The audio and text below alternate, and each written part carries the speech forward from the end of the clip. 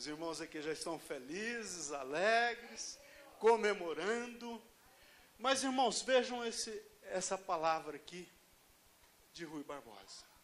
De tanto ver triunfar as nulidades, de tanto ver crescer as injustiças, de tanto ver agigantar-se o poder nas mãos dos maus, o homem chega a desanimar da virtude, rir da honra e a ter vergonha de ser honesto. Rui Barbosa estava vendo um quadro na política brasileira e aquele quadro pintava um futuro tenebroso. E então ele disse essas palavras. Porque o homem estava caminhando por um caminho que não ia levar a um bom caminho. E pensando nessas palavras, pensando no que essa palavra traduz com relação à política brasileira, com relação à justiça humana, com relação à organização social do homem, eu falei, gente, mas isso aqui fala muito forte. E eu queria fazer alguma coisa parecida, que retratasse também aquilo que a gente está passando, o momento que a gente está vivendo, mas na área espiritual. E então, eu escrevi alguma coisa, pensando nisso aqui. Põe para mim o segundo slide, por favor.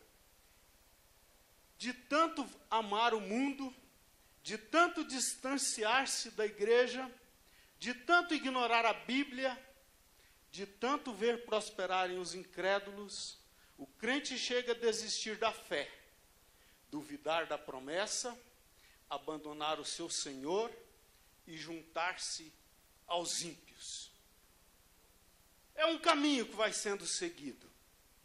É um caminho que vai sendo percorrido. E o homem começa ignorando a Bíblia, ignorando a palavra do Senhor. Ele distancia da igreja, ele começa, ao invés de olhar para o seu Senhor, ele começa a olhar para os incrédulos, e começa a cobiçar aquilo que os incrédulos têm, que os incrédulos possuem, e, por fim, ele começa a duvidar da palavra do Senhor, das promessas do nosso Deus, e abandona o seu Senhor e junta-se ao ímpio. Não precisa de eu dizer qual será o fim de uma pessoa que trilha este caminho, que segue por este caminho. A sorte deles será com os ímpios. E a palavra diz que a sorte dos ímpios é nas trevas, onde haverá choro e ranger de dentes. Então, irmãos, nós temos que atentar para o que a palavra de Deus nos diz. Para o que a palavra de Deus nos ensina. Quando eu vejo alguém seguindo esse caminho, eu me lembro de Hebreus 10, 25. Não deixemos de congregar, como é costume de alguns.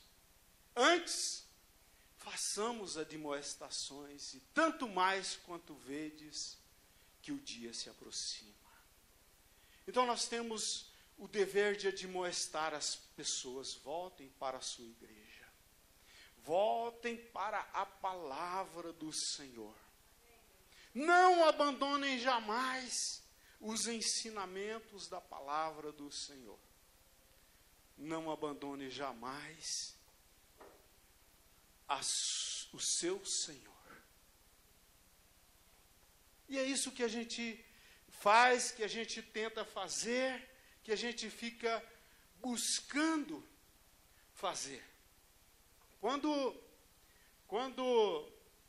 Rui Barbosa disse aquilo, ele falou também, ele completou no contexto, ele dizia o seguinte: quando ruírem as tuas casas, faltarem chão aos teus pés, e então angustiado a tua alma clamará aquelas duas palavras que jamais saem da alma: meu pai, minha mãe.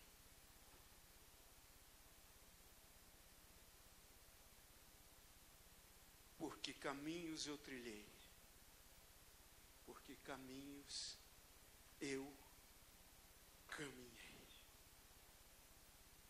E aquele que deixa o Senhor Jesus diz: meu Senhor, o que eu fiz? O que eu fiz? Bom, nesses dias nós ouvimos falar palavras incomuns. No mínimo incomuns, não é? Ortodoxia, ortopraxia, não são palavras comuns, né? A nós. Mas a ortodoxia, quando fala da doutrina correta, da doutrina reta, da doutrina certa e boa, que nós todos alimentamos, ter e seguir.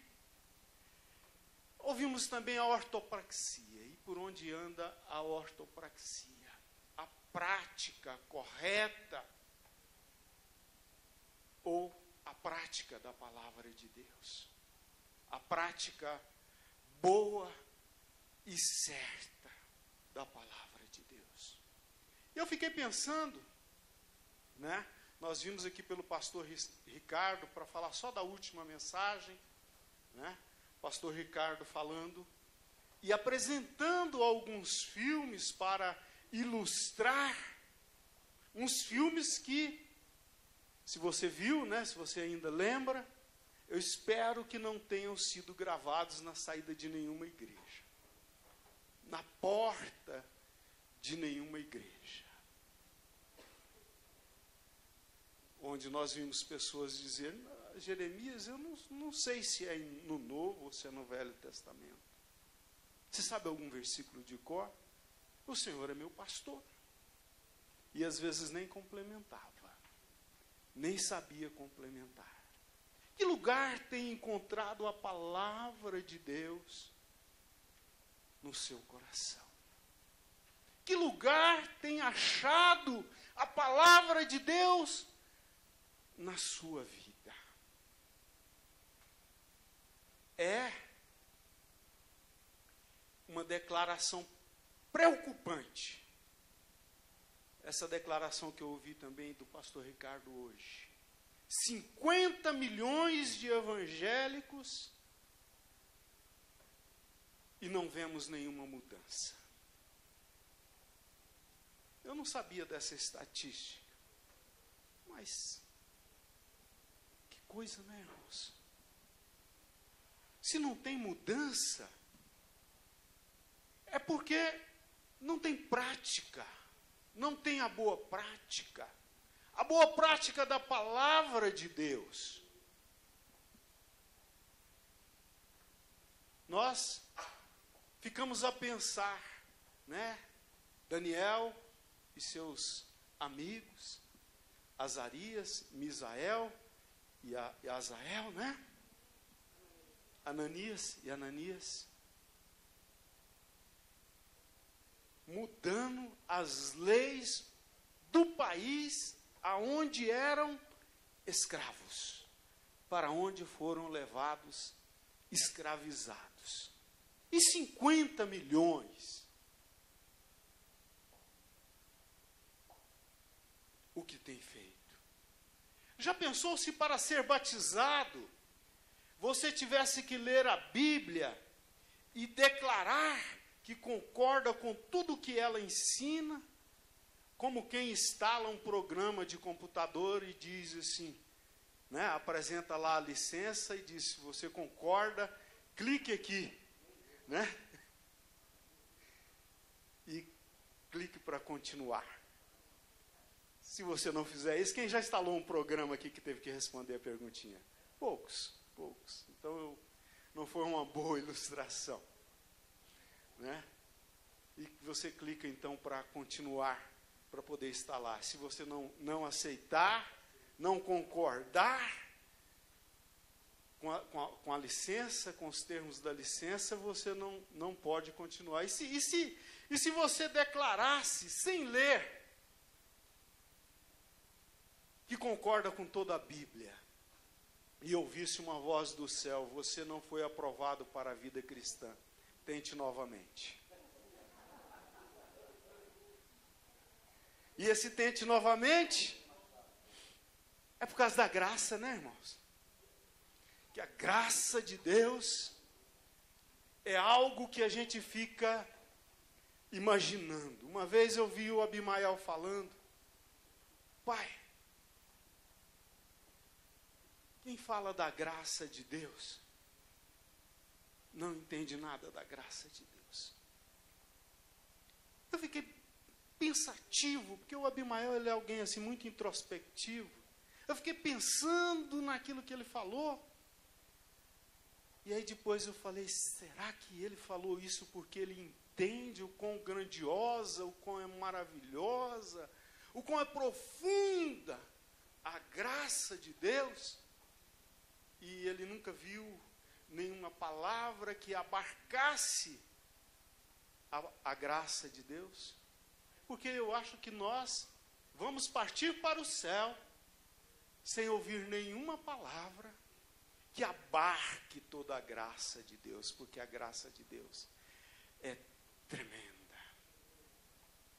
A graça de Deus é algo poderoso, é algo maravilhoso para nós.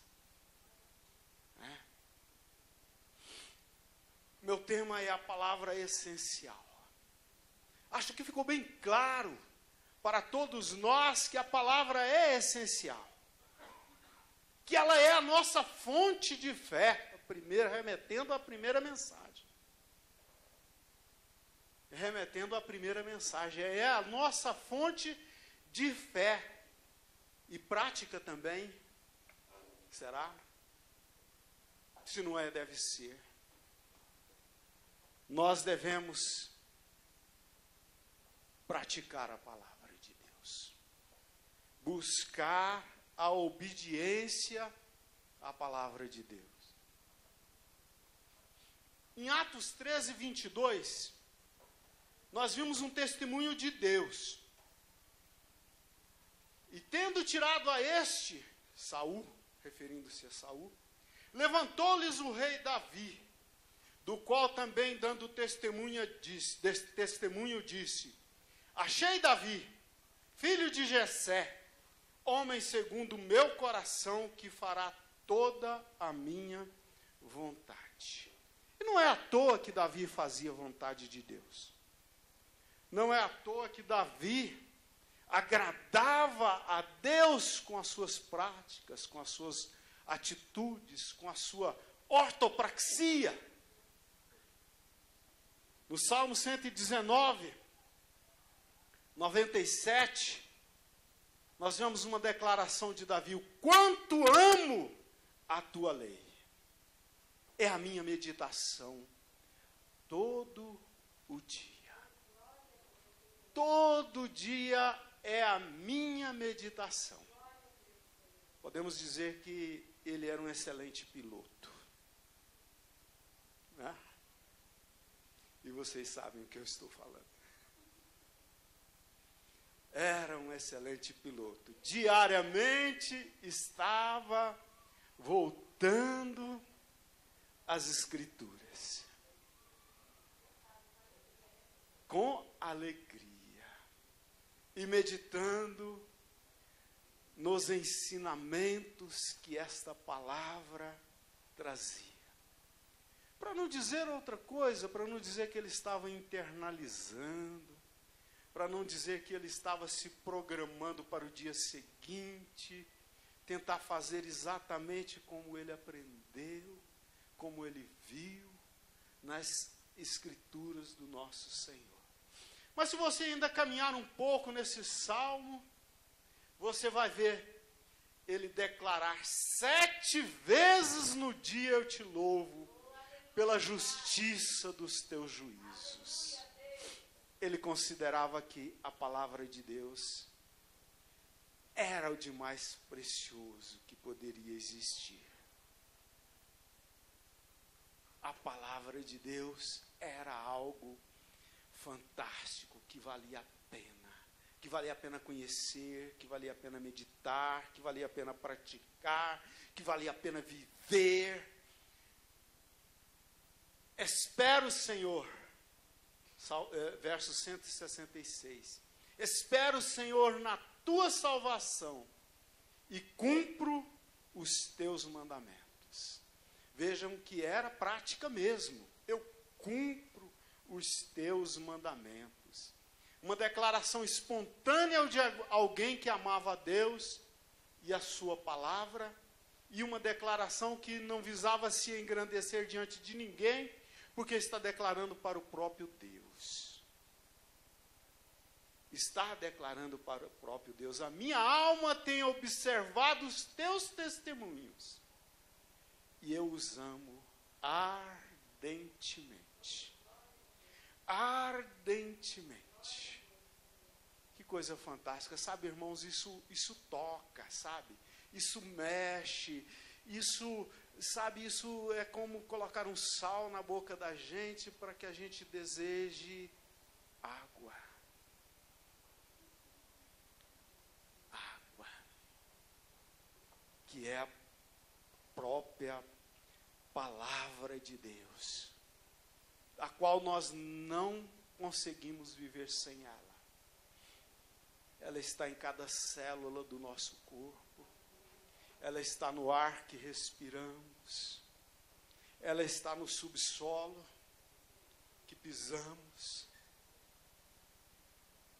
e ela está nos protegendo dos raios mortais, né?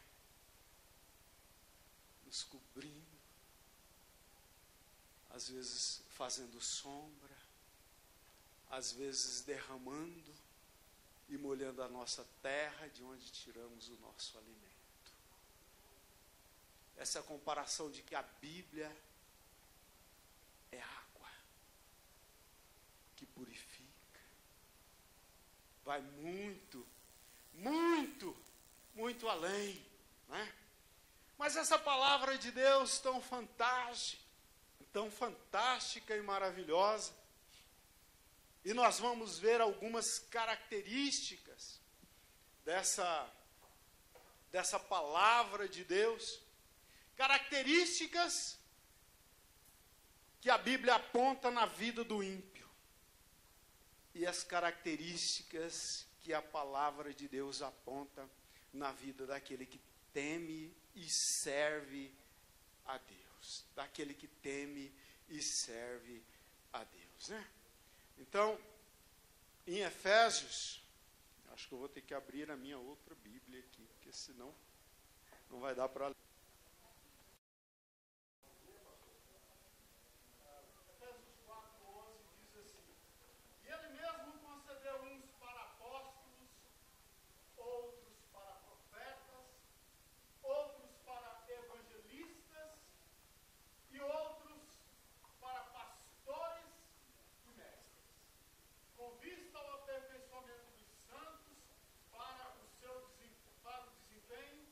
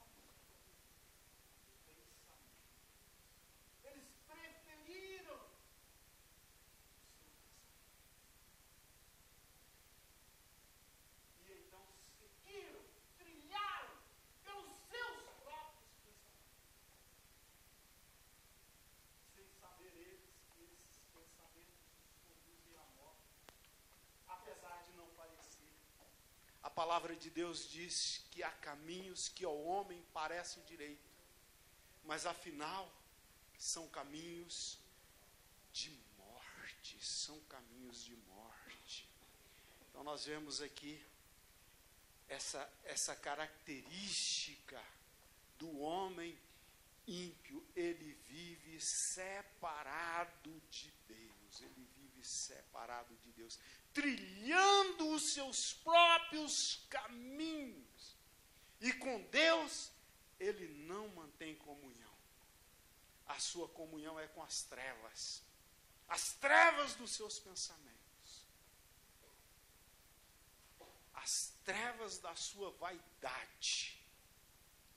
Porque que tamanha vaidade não tem que possuir alguém para dizer: o meu pensamento é que está certo.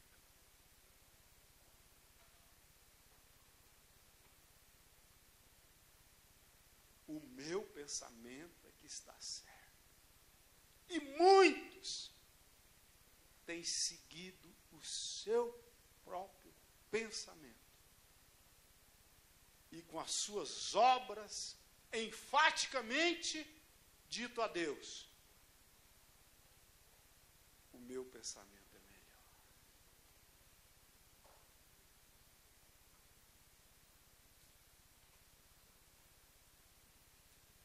Só o humilde é capaz de deixar os seus próprios pensamentos para assumir outros. Que Deus nos conceda essa humildade. Eles andam separados da vida de Deus. Se dissermos que mantemos comunhão com Ele e andarmos nas trevas, mentimos e não praticamos a verdade. Você não está em comunhão com Deus. Se você disser que mantém comunhão com Ele e andar nas trevas, você está mentindo. Você ainda não foi humilde o bastante para abandonar os seus pensamentos e assumir os de Deus. E assumir os pensamentos de Deus. E como mais uma característica, o homem se torna totalmente insensível, né? Aqui diz: obscurecidos de entendimento, alheios à vida de Deus, por causa da ignorância em que vivem, pela dureza dos seus pensamentos, os quais tornaram-se insensíveis, os quais, tendo-se tornado insensíveis, tornaram-se completamente insensíveis. Em 2008, o mundo foi balançado pelo ato de Joseph Fritz, pela descoberta do que aquele homem já vinha fazendo há 24 anos. Alguém lembra? Então vou refrescar a memória de vocês. Joseph Fritz era um austríaco que manteve a sua filha no porão de sua casa por 24 anos. Ele a drogou, a algemou e a levou para o porão de sua casa. E lá a trancou. E deixou ela ali trancada por 24 anos. E passou a usá-la como um brinquedo, como algo, me falta palavras, como um objeto para satisfação das suas taras, dos seus desejos. A que tamanho leva a insensibilidade daquele que não é capaz de abrir-se para a prática da palavra de Deus, que não é capaz de abrir-se para o que a palavra de Deus ensina. Com ela, ele teve 7 filhos. 3, ele disse à polícia que a sua filha, que estava desaparecida entre aspas, porque estava no porão da sua casa, tinha deixado na porta da casa dele com um bilhete dizendo que não podia criar. Que criassem para ele, para ela, e que parassem de procurá-la. Disseram porque a polícia estava investigando, estava procurando. Então esses 3 ele criou de uma maneira, sei lá, se podemos dizer normal. Mas o resto ele criou lá no porão. Sem sair de lá para ver a luz do sol. Não receberam educação. Ah, e tem mais uma. Um deles morreu.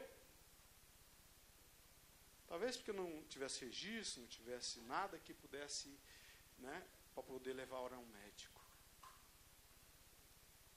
E o que morreu? Bom, o que morreu, ele assou no forno da sua própria casa.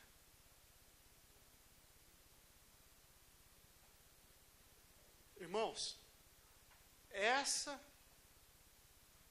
é o caminho que conduz os pensamentos do homem que rejeita a palavra de Deus, que rejeita Deus. Ele chega a essa insensibilidade. A palavra de Deus diz, tendo se tornado insensíveis, se entregaram à dissolução para com avidez cometerem toda sorte de impureza. Vocês falam, mas pastor, o senhor está sendo muito duro. Estou não, irmãos. Duro é o pecado. Duro é o que o pecado faz conosco. Nos afasta do nosso Deus, do nosso Senhor, do nosso Criador. E se não reagirmos, ele acaba nos levando para o inferno. Tornaram insensíveis para com toda avidez, cometerem toda sorte de impurezas. Como Sodoma e Gomorra e as cidades circunvizinhas, que havendo se entregado à prostituição como aqueles, seguindo após outra carne, são postas para exemplo do fogo eterno, sofrendo a punição. Judas 7. Judas 7. Então, essa é a mente e o caminho, e aonde vai chegar aquele que prefere a vaidade dos seus próprios pensamentos. Que a soberba é tamanha que recusa os ensinamentos da palavra de Deus. E Paulo deixou isso aqui registrado, não foi à toa, ele queria fazer um contraste, estabelecer um contraste com aqueles que obedecem a palavra de Deus, com aqueles que obedecem a palavra de Deus. Então, aí, você pode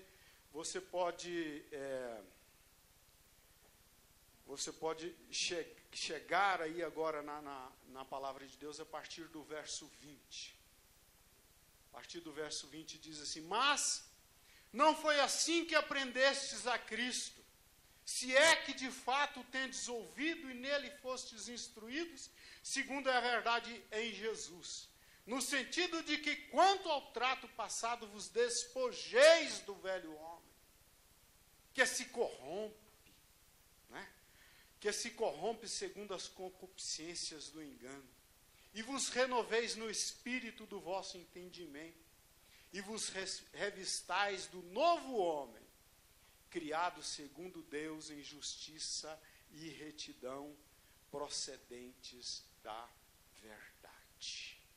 E então Paulo chama de velho homem, o que em outras partes das Escrituras recebe outras designações para que você possa ligar as passagens e para que você também possa recordar.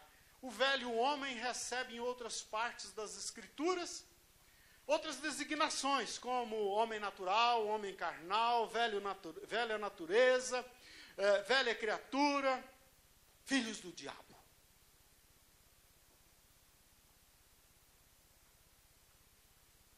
Agora, a partir do verso 20, Paulo desafia os crentes em Jesus e chama de novo homem, que por sua vez é conhecido em outras partes das Escrituras como homem espiritual, novo homem, nova criatura, filhos de Deus, a viverem vida santa, praticando a palavra. Praticando a palavra. A W. Tozer disse o seguinte: santos sem santidade são a tragédia do cristianismo. Santos sem santidade são a tragédia do cristianismo. É claro que ele está se referindo aqui àqueles que declaram ser sem de fato ser. Está claro aqui, dá para a gente perceber sem muito esforço que é isso que ele está falando.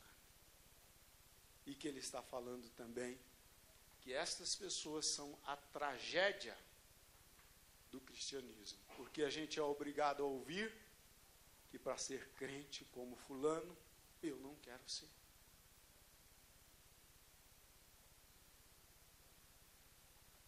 Prefiro ficar com os meus pensamentos. Que coisa.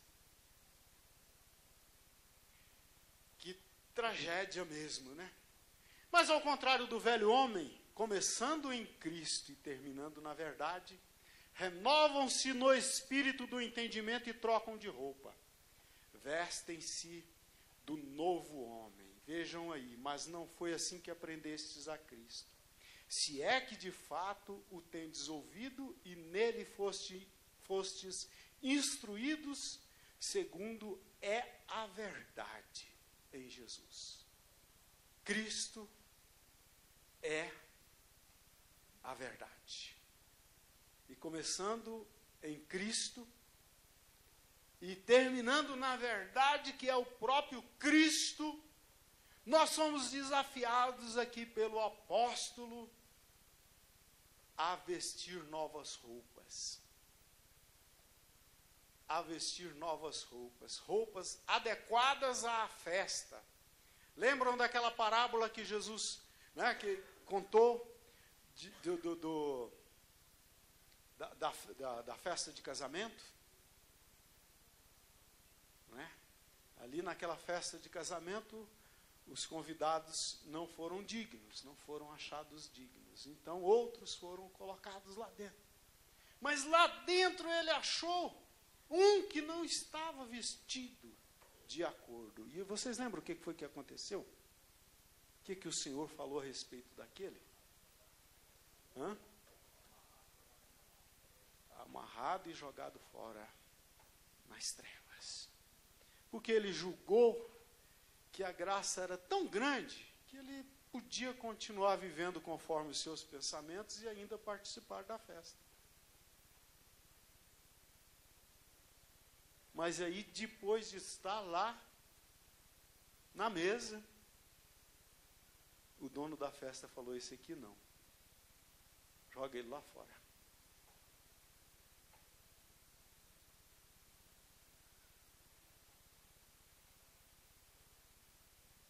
Porque a graça não existe para nos agasalhar com os nossos próprios pecados. Mas a graça existe para nos libertar dos pecados, para nos salvar. E bendito seja o nome do Senhor e a graça do Senhor. Porque onde abundou o pecado, superabundou a graça. Mas o propósito de Deus é livrar-nos do pecado. Se alguém pensa que a graça é para agasalhar o pecado, está enganado. Quando Davi pecou, o Senhor mandou o profeta lá na casa dele, né, lá no palácio. Davi escolhe o castigo. Não foi assim? Escolhe o castigo. E era um homem segundo o coração de Deus. Mas nem o homem segundo o coração de Deus, Deus permite que o pecado seja agasalhado. Vestem-se novo homem, vestido de nova roupa. O novo homem que abandonou a vaidade dos seus próprios pensamentos e teve a humildade de aceitar Cristo, o seu enviado. E quis viver como Cristo, e quis parecer-se com Cristo. E começou uma luta para viver parecido com Cristo. Este veste uma nova roupa, é um novo homem. Um novo homem vestido de uma nova roupa. Na verdade, ele renova o espírito do seu entendimento. Ele compreende, não, o meu pensamento não vai me levar a bons lugares, a bons caminhos. Eu preciso da palavra de Deus. Ela sim vai me levar a bons caminhos. O meu fim será maravilhoso se eu seguir os pensamentos do próprio Deus. Porque os próprios pensamentos de Deus são muito melhores do que o meu. Muito melhores do que o meu. Então, este homem é o que nós podemos referir ali, 2 Coríntios 5,17. Quem quer citar?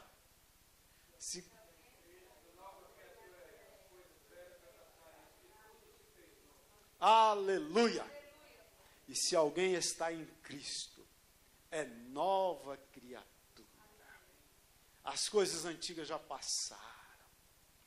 Eis que se fizeram novas, eis que tudo agora é novo. Com este desafio, Paulo termina a teologia da santidade. O que é a santidade, senão o lado visível da salvação, conforme dizia Spurgeon? O que é a santidade, senão a ortopraxia?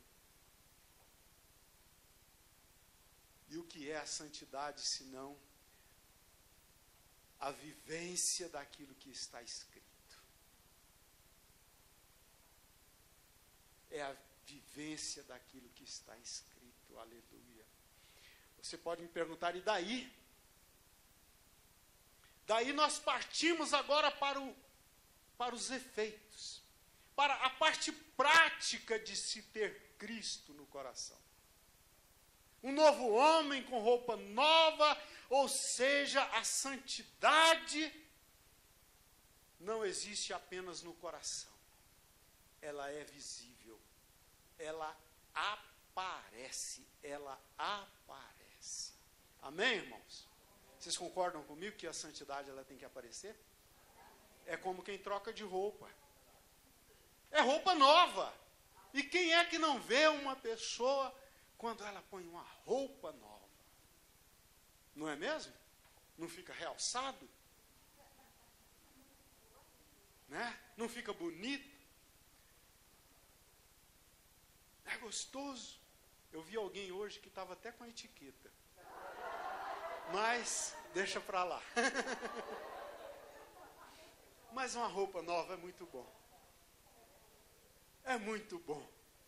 Uma roupa nova, né? Quem vestiu roupa nova está todo mundo procurando a etiqueta, né? Está todo mundo procurando a etiqueta. É um novo modo de viver, em justiça e retidão, procedentes da verdade. O modelo antigo de viver não serve mais para a nova criatura. As palavras justiça diz respeito à retidão, que é própria de Deus, amém? Justiça é próprio de Deus, aleluia, própria de Deus, mas que veste o novo homem, isto é, Deus a transmite aos regenerados. Deus a transmite aos regenerados. A palavra santidade, ela tem duplo sentido. Ela tem um sentido moral e um sentido espiritual. Porque melhora as relações da pessoa com o novo Deus. Quer dizer, com Deus. Com Deus, né? Deus você pode chamar de novo, de velho, do que você quiser lhe chamar, porque Ele não muda a tempo algum. Ele simplesmente é. Deus é, né? Quando me faz lembrar de Moisés, né? Moisés, quando conversando com Deus, falou, você vai lá e fala para Faraó, deixar aí meu povo. Ele falou, mas eu vou lá e quando eu chegar lá e eles me perguntarem, quem é o Senhor, qual é o teu nome, o que eu vou dizer? Lembram a resposta? Qual foi a resposta? Eu sou, me enviou a vós. Eu sou, é aquele que é. Aquele que sempre é. Se quiser chamar ele de velho, de novo, ele não vai se ofender. Né? Mas é importante que seja eu sou. Aquele que verdadeiramente é. Aleluia. E o novo homem vive para glorificar a Deus. E ele se difere do velho homem em muitas características. Paulo passa então de uma elevada dissertação teológica para nos fazermos, né, para nos levarmos a aprender, a experimentar a realidade do comportamento cristão. Se você quiser chamar de duro comportamento cristão, acho que não é tão duro assim para a nova criatura. Para a nova criatura não é tão duro. Observamos ainda que todas as virtudes recomendadas aqui por Paulo dizem respeito ao relacionamento. A santidade não é uma condição mística, experimentada em relação a Deus e isolada dos homens. Ninguém pode ser bom teoricamente. Tem que ser em relação a Deus e às pessoas. Amém? Tem que ser em relação a Deus e às pessoas. Jesus, certa feita, diz, vós sois filho do diabo, que é o vosso pai, e quereis satisfazer-lhe os desejos. Ele foi homicida desde o princípio e jamais se firmou na verdade, porque nele não há verdade. Quando ele profere a mentira, fala do que lhe é próprio. E aí, então, né, nós vemos no verso 25 a primeira característica. Por isso, deixando a mentira, fale cada um a verdade com o seu próximo, porque somos membros uns dos outros. E filho de Deus tem que falar a verdade. A verdade. Porque quem fala mentira é filho do diabo, conforme Jesus mesmo está se referindo aqui. E quando você escorregar, corre para a presença de Deus. E busca ali o seu perdão. E pede para Deus te abençoar, para que você possa viver falando a verdade. E essa questão de viver falando a verdade, tem gente que vive falando a mentira. Se você for ver, por exemplo, as células, os 6 trilhões de células de um homossexual.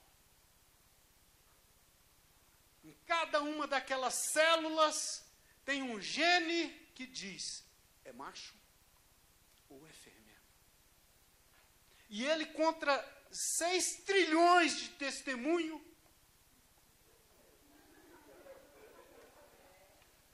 6 trilhões de testemunho, porque em cada célula tem um gene.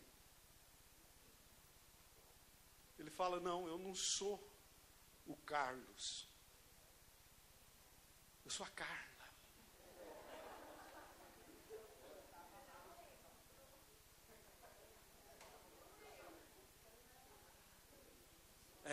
Vivem a mentira. Filhos do diabo.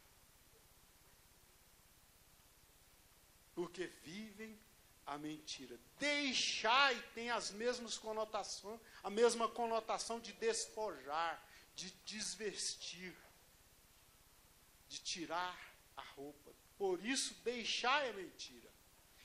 A mentira não é própria da nova vida, né? Representa desonestidade ou falsidade proferida ou vivida. Apocalipse 22, 15. Não.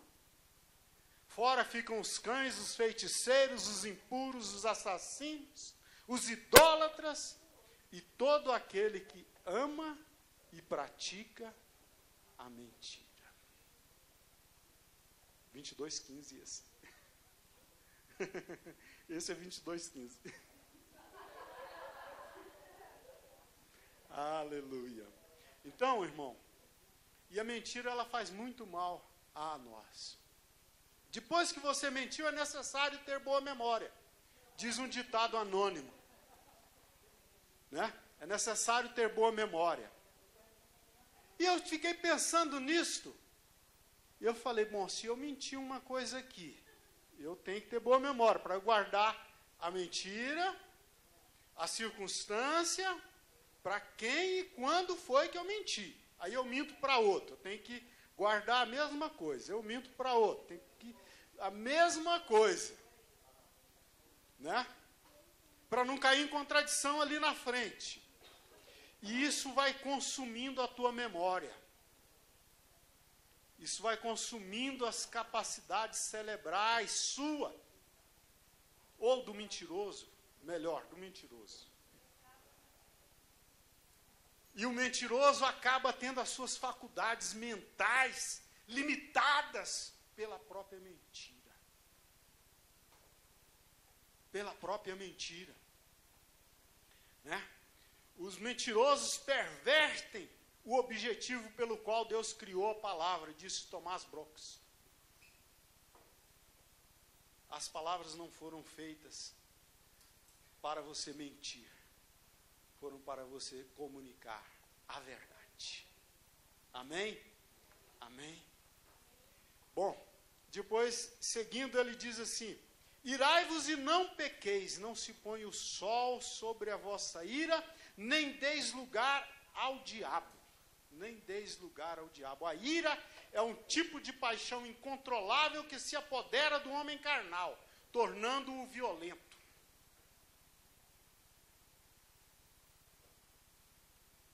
Vou repetir. A ira é um tipo de paixão incontrolável que se apodera do homem carnal, tornando-o violento.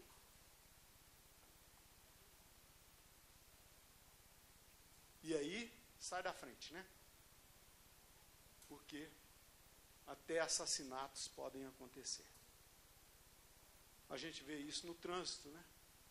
Às vezes um esbarrãozinho termina em morte. Porque alguém se irou.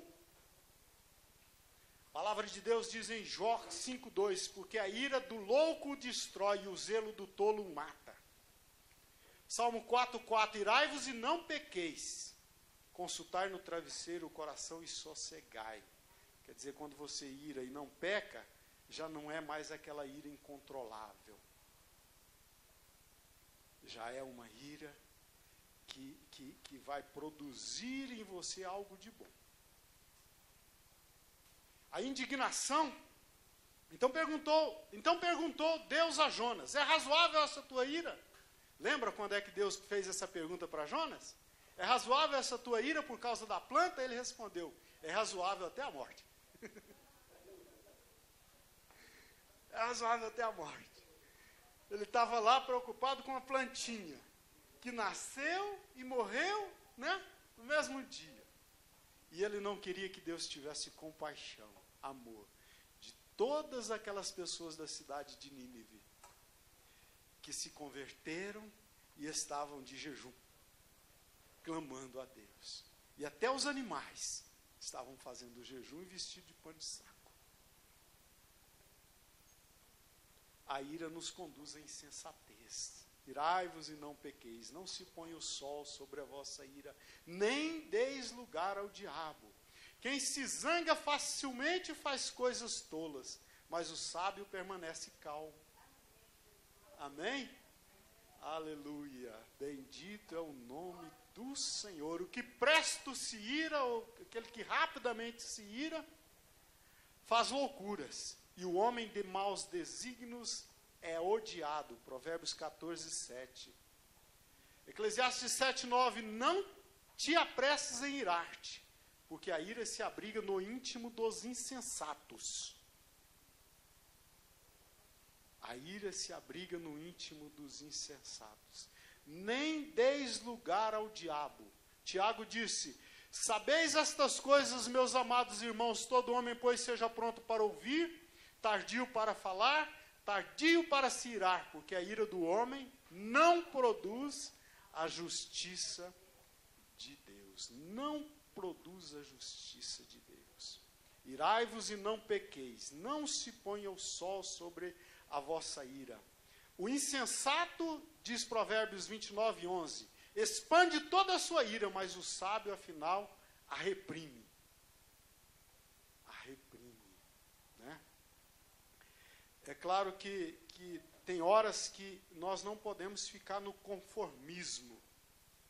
Né? Nós temos que fazer alguma coisa.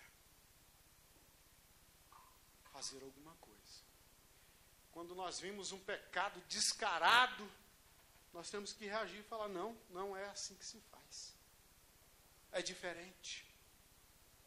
Estão aí querendo aprovar uma lei maligna, né, contra a família.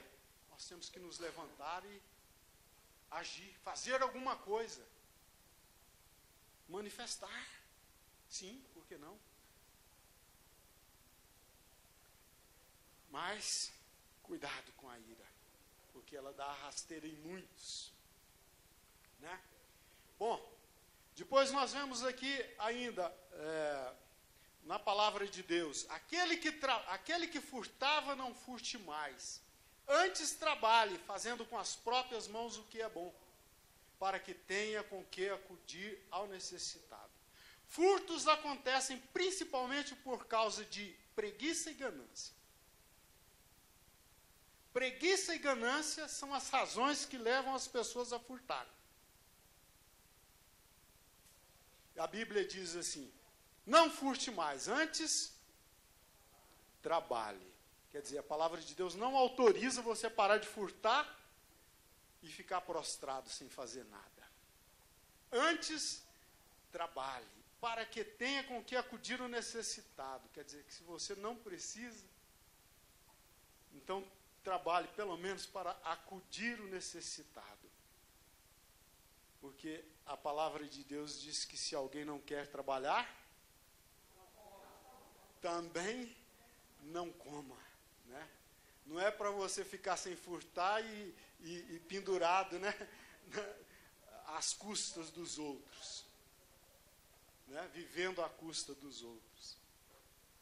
Jeremias 22, 13 diz: ai daquele que edifica a sua casa com injustiça e seus aposentos sem direito, que se vale do trabalho do seu próximo sem paga, e não lhe dá salário.